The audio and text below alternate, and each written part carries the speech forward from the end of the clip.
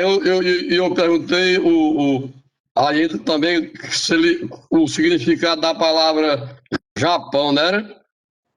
Terra do Sol. Terra do Sol, né? Então, pronto. E também, eu não sei se eu coloquei a localização no extremo oriente, eu não lembro se eu fiz essa, né? Eu acho que o senhor. Aí, composto de quantas ilhas? Um arquipélago de mais de 3.000. Algo de mais de 3.000. É composto de mais de 4.000 ilhas, né? Eu não sei se eu botei mais de 3.000 ou 4.000 lá na prova, mas eu acho que eu botei 4.000 ilhas, né? Então, o Japão é um arquipélago com mais de 4.000 ilhas. A, a população em 2016 era de 127 milhões de habitantes, onde o Japão tinha uma densidade demográfica de 347 habitantes por quilômetro.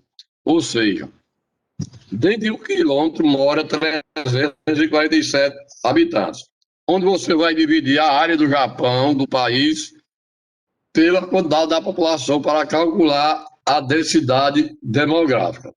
A população japonesa é uma das maiores do mundo. A população absoluta estima-se em 2016 de um pouco mais de 127 milhões de habitantes. E a densidade demográfica, a relação entre o número absoluto de população e área de país, é de aproximadamente 347 habitantes por quilômetro. O território japonês tem em torno de 378 mil quilômetros e é 26 vezes menor que a China, 25 vezes menor que os Estados Unidos e 33 vezes menor que o Brasil. Mesmo diante de dificuldades como a ausência de recursos energéticos e a localização em uma área sensível a terremotos e vulcanismo, esse país já foi a segunda economia do mundo, apresentado alto índice de igualdade social, com 90% da população representada da classe média. Atualmente, o Japão é a terceira maior economia do mundo, atrás apenas dos Estados Unidos e da China, né? Onde ele é o segundo país, é o terceiro país em economia, né? Já teve período que teve na segunda posição, mas perdeu para a China. Cerca de 80% do território do Japão é construído por planaltos e montanhas. Então, seu planalto, seu relevo é um pouco alto, formado por montanhas e planaltos, com terrenos de grande declividade. As áreas de planície somam apenas 16% do território, e neles se concentra a maior parte da população. O país apresenta ainda 180 vulcões, dos quais 59 são ativos. O grande número de vulcões deve-se à localização do país na região do Círculo de Fogo. O relevo, a estabilidade tectônica e a grande quantidade de vulcões explica-se pela formação geológica do arquipélago. A base física do território japonês formou-se durante a Era Cenozoica, a mais recente das eras geológicas. Foi nessa época que as placas da litosfera se movimentaram intensamente, gerando as condições para a formação do relevo japonês. Assim, 26% do território é formado por rochas vulcânicas e muitos vulcões em contas ativas, como é o caso do Salúndio e do Aso e do Bandai. A maior incidência ocorre nas profundidades do mar do Japão e na ilha de Kyushu. Então, ocorre as maiores quantidades de ele em si. Então, você vai acontecer em várias regiões da Terra em si. O Japão investe muitos recursos no estudo e aplicação de técnicas de engenharia nas conjunções para que os acidentes e danos causados pelos terremotos sejam minimizados. No entanto, esses procedimentos não foram suficientes para evitar um dos maiores desastres de sua história.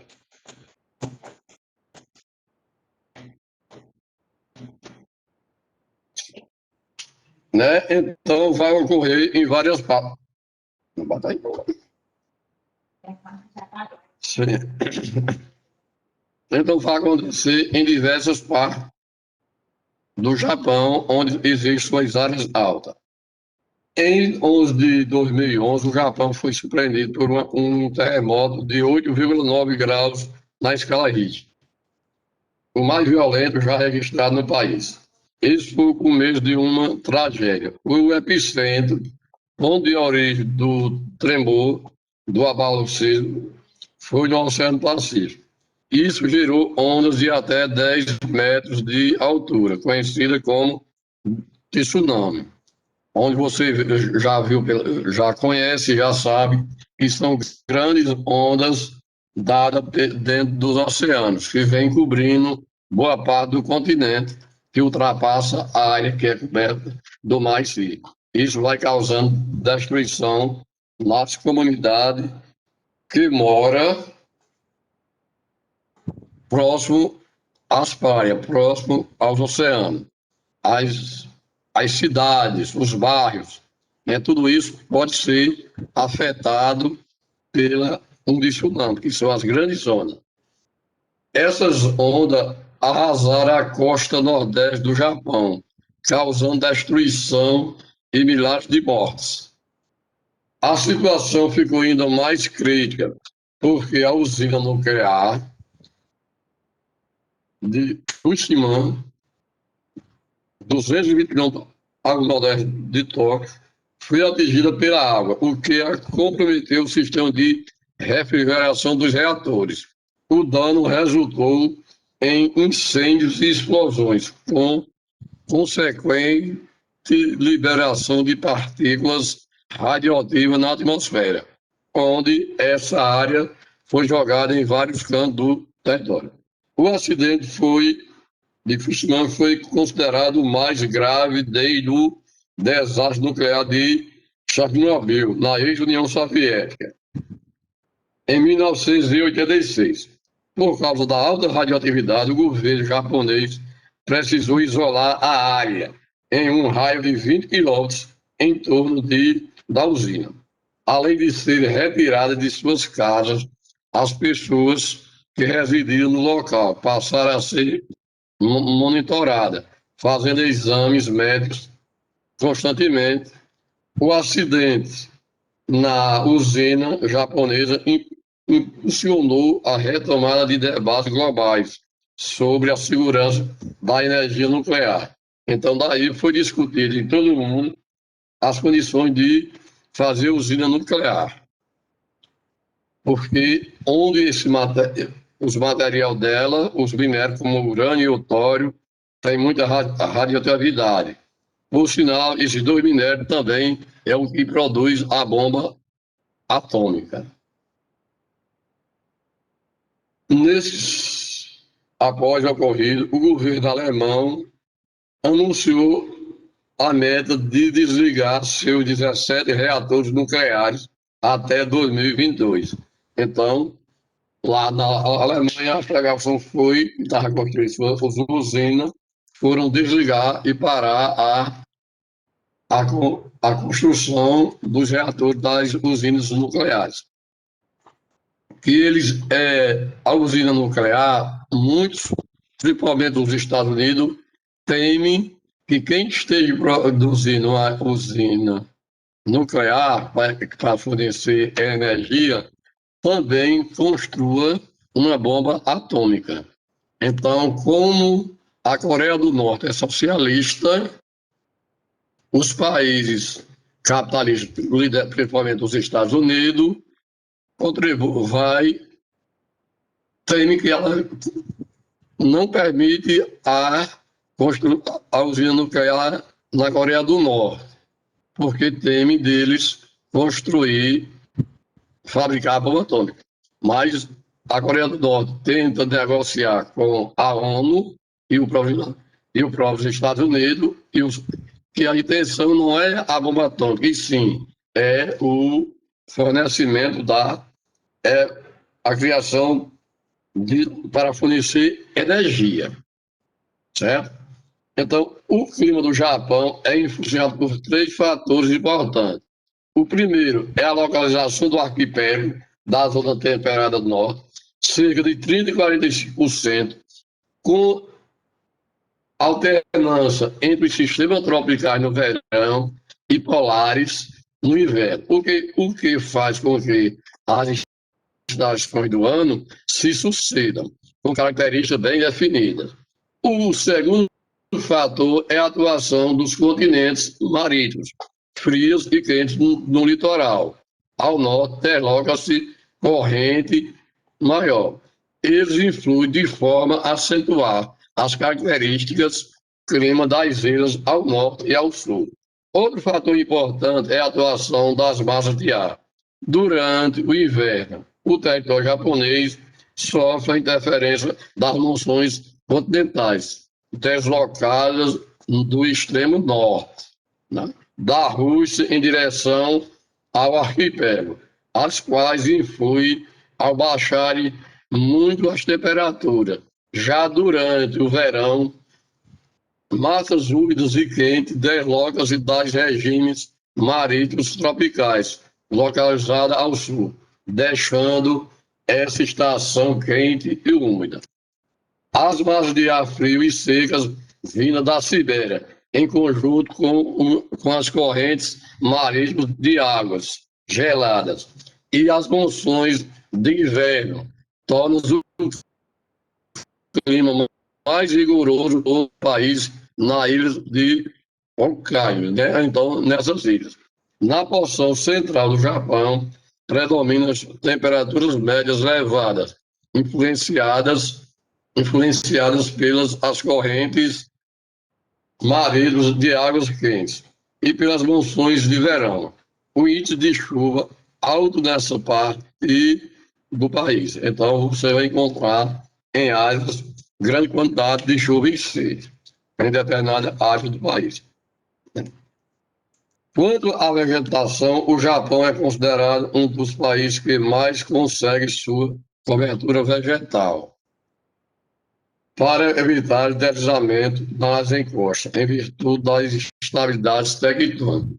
Os japoneses preocupam-se em manter as florestas e a vegetação dessas áreas, com o intuito de minimizar os efeitos catastróficos da associação de abalo sísmico, com a falta de verde nas áreas de encosta. Por essa razão, 67% do território japonês é recoberto por árvores.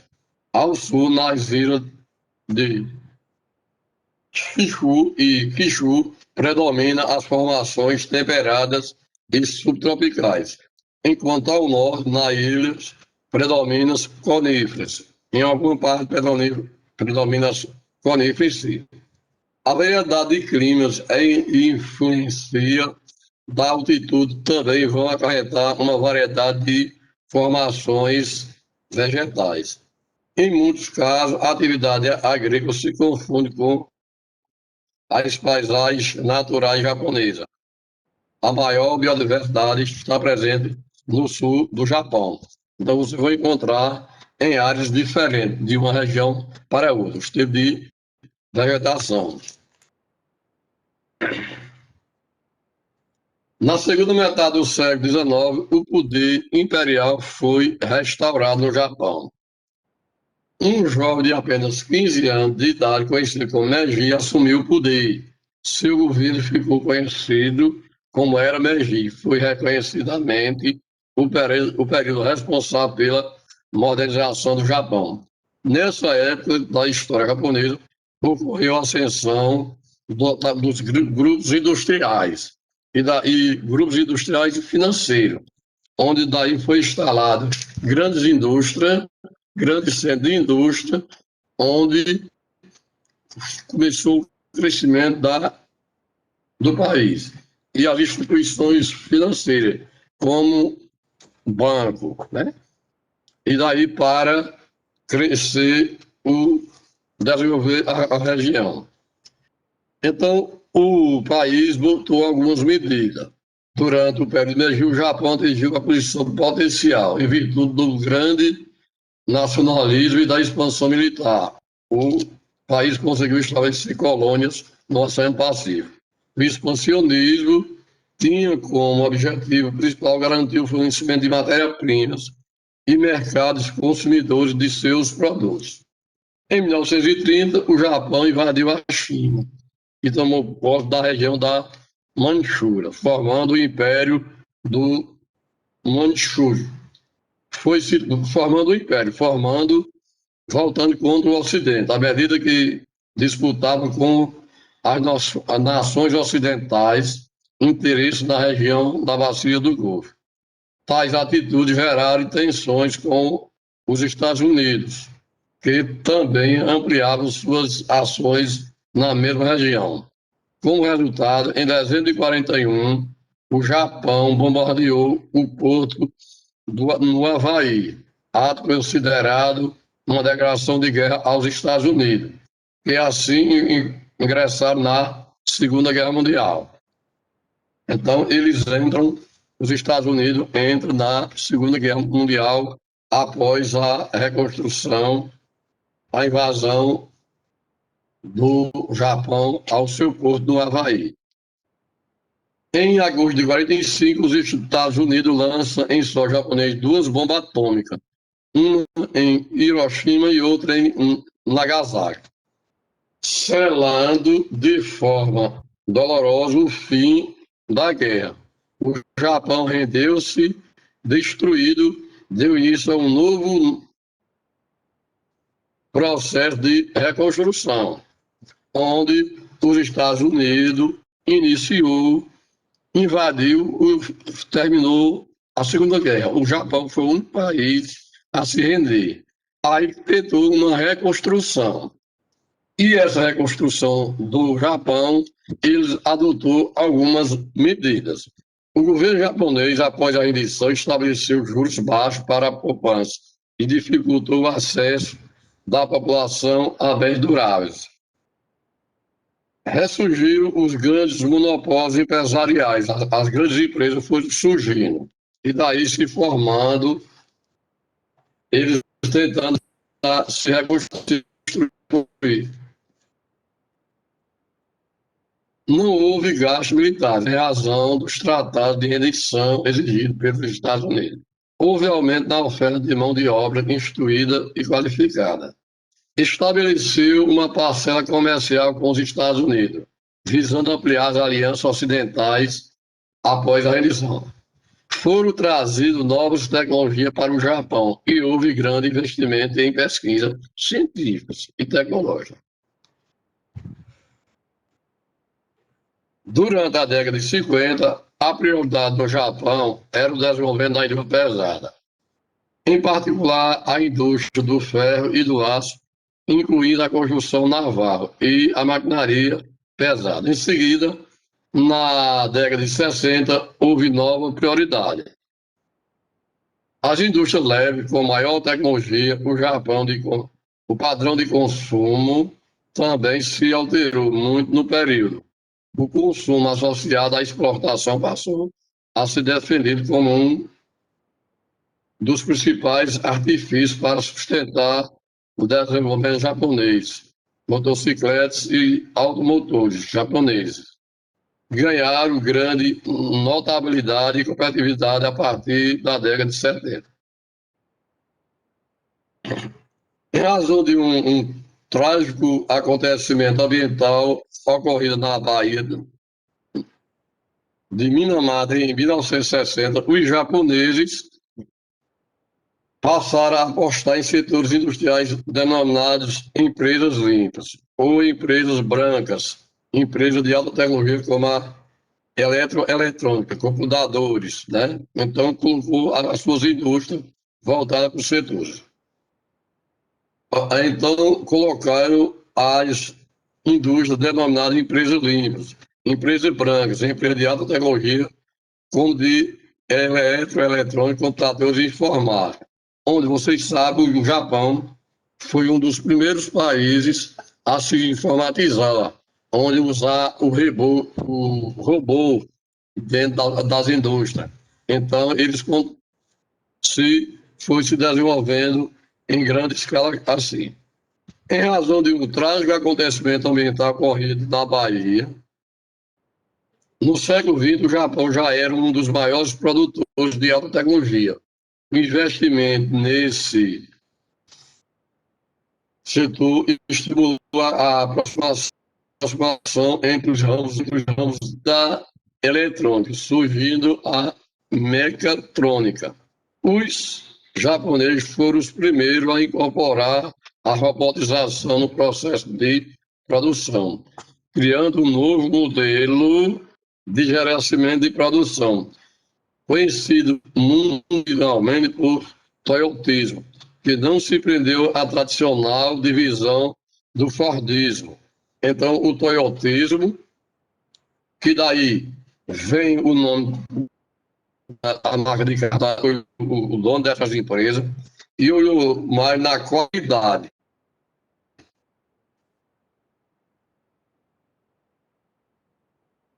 Qualificada.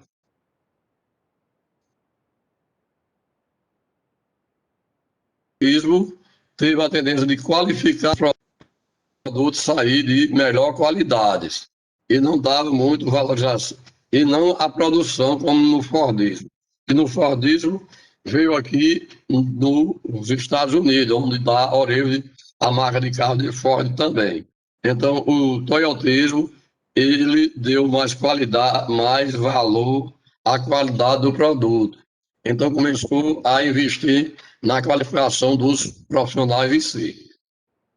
Na transição para o século XXI, o Japão apresentou níveis de crescimento consideráveis. No fim de 2008, a queda nos investimentos e na demanda global por exportação japonesa foi responsável pela primeira recessão. Estímulos governamentais buscavam resgatar a economia. Quando ela dava sinais de melhoria, contraiu-se novamente em razão da tragédia causada pelo maremoto de março de 2011, que interrompeu parte das atividades industriais do país. Atualmente, o governo japonês busca a revitalização econômica e discute o encerramento das atividades em usinas nucleares. Como eu já citei antes, as usinas nucleares, que depois que houve a explosão, deu prejuízo para a economia do país. Então, como vocês sabem, a China, o Japão, hoje é a terceira economia do mundo. É o país que concorre com a China na Ásia. Então, está Japão, China e os Estados Unidos são os três primeiros colocados. Primeiro, Estados Unidos, China em segundo, Japão em terceiro, onde cresce.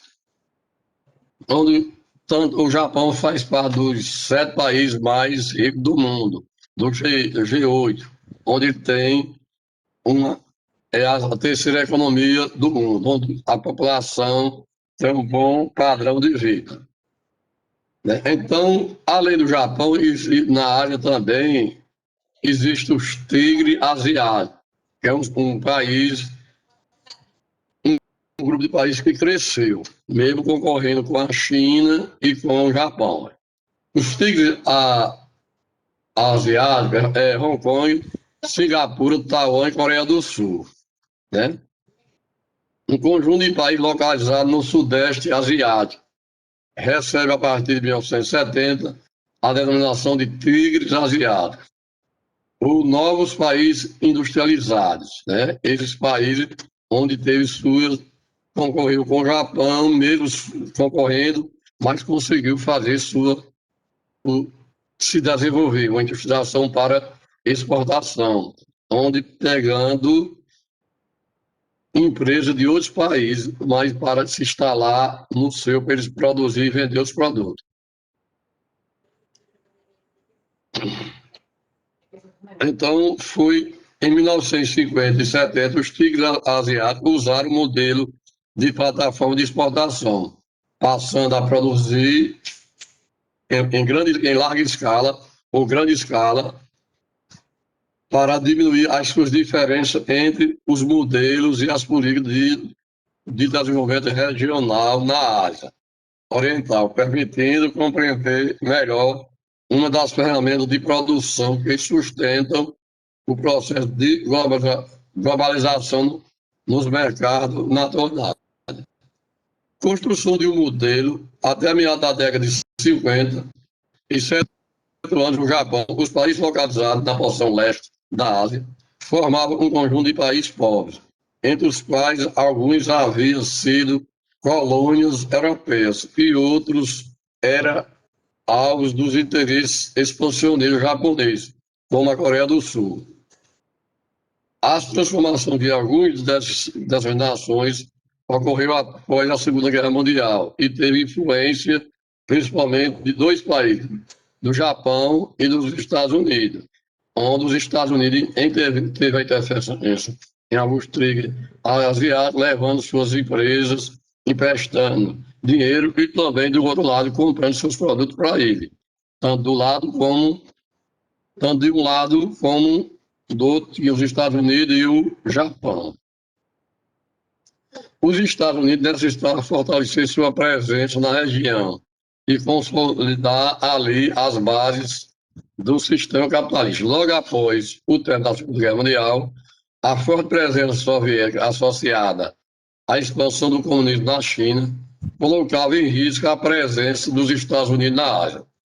Para assegurar sua hegemonia, os Estados Unidos usaram o Japão como base de apoio logístico, criando o que se convencionou chamar de condições ideais para se estabelecer um cordão sanitário antissocialistas na Ásia. O primeiro conflito ocorreu em 1950, quando os Estados Unidos entraram em guerra contra a Coreia, apoiando as forças capitalistas localizadas no sul do país. A guerra criou uma cisão entre a parte norte e a parte sul da península, dividida em Coreia do Norte socialista e a Coreia do Sul capitalista. Em meados da década de 60, novamente os Estados Unidos entraram em uma guerra na Ásia, invadindo o Vietnã. Buscando nova estratégia para consolidar sua presença na Ásia, os Estados Unidos perceberam a necessidade de desenvolver uma política de fortes investimentos econômicos para atrair o interesse de governos locais e solidificar as bases capitalistas na região. Então, isso acontece em várias partes, né? Iniciada em junho de 1950 e finalizada em julho de 1956, a Guerra da Coreia colocou à frente dos grupos de países que representavam a situação geográfica do mundo naquele momento. De um lado, os sul-coreanos e capitalistas, e seu aliado, Estados Unidos e a Grã-Bretanha. Do outro, os norte-coreanos socialistas, apoiados pela China e pela ex-União Soviética. O resultado do conflito criou uma divisão que vem até os dias de hoje, onde você escuta em jornal uma ameaça da Coreia do Norte aos Estados Unidos e vice-versa. Coreia do Norte e ameaçando os Estados Unidos, ameaçando a Coreia do Norte. Então, existem esses conflitos, essa divergência até os dias atuais. O segundo país a investir na Ásia foi o Japão.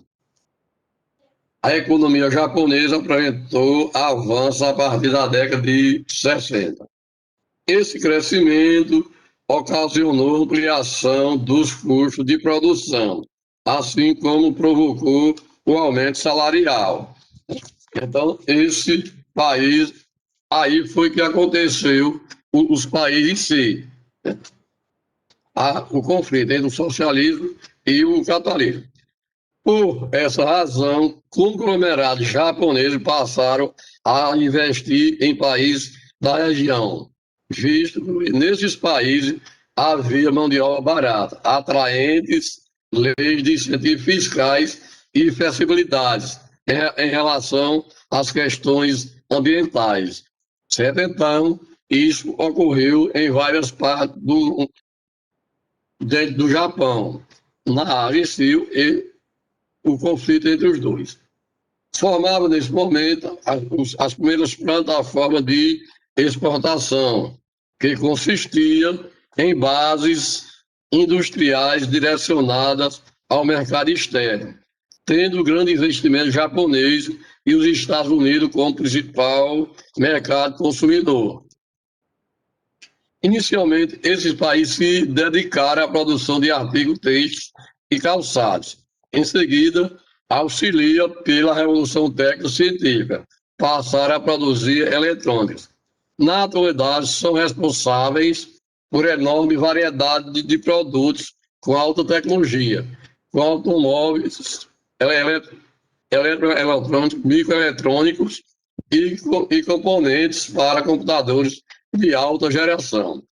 Entre as décadas de 1970 e 1990, os tigres asiáticos apresentaram grande crescimento no comércio mundial. Coreia do Sul, Taiwan, Singapura são os tigres de primeira onda. Investiram muito em educação para aumentar a oferta de mão de obra especializada, buscando com isso atrair muitas empresas para os seus países. Coreia do Sul, Taiwan, Singapura e Hong Kong são países localizados no Sudeste Asiático. Observe, né? Então, se você pegar o mapa da Ásia, você vai observar os países que estão compostos ali, formando de primeira onda. Os primeiros tigres asiáticos, que foram os países que tentaram investir para a exportação.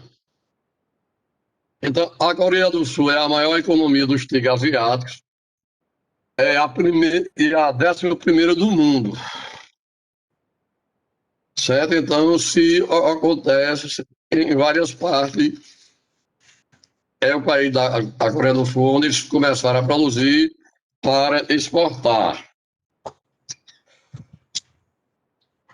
Então, ocorreu em várias partes. Olha, o PIB dele, o Produto Interno Bruto, é de $100. Em 63 passou para $27 mil em 2016. Então, em 63 era de $100 e agora em 2016 passou para 27 mil. Então, Taiwan, conhecida também como a China nacionalista ou Formosa, é considerada uma ilha rebelde. Durante a Revolução Chinesa, em 49, os socialistas assumiram o poder e as lideranças nacionalistas, contrárias ao socialismo, respondem a esse acontecimento, invadiram a ilha, onde até hoje a China continental não conhece a independência de Taiwan, que não tem representação na ONU. A Revolução Socialista Chinesa, os Estados Unidos deram apoio militar a Taiwan, o que gerou autonomia a esse país. Nas últimas 3 décadas, a ilha apresentou um crescimento de 8% do PIB. Então, daí para aí, todo ano, eles têm um aumento de 8%. Singapura também é uma cidade-estado localizada no extremo sul da península da Indochina, banhada pelas águas do Estreito de Malacca, constituiu uma rota marinha, obrigada pelos grandes navios mercantes. Então, ele foi obrigado a concluir para dar um acesso aos grandes navios que vêm com grande carga na região, produzindo de uma área para outra. Então, vem trazendo de uma região para outra. Então, foi. Também tem os trigs de segunda onda, que é Malásia, Filipinas, Vietnã, Indonésia e Tailândia. Onde nas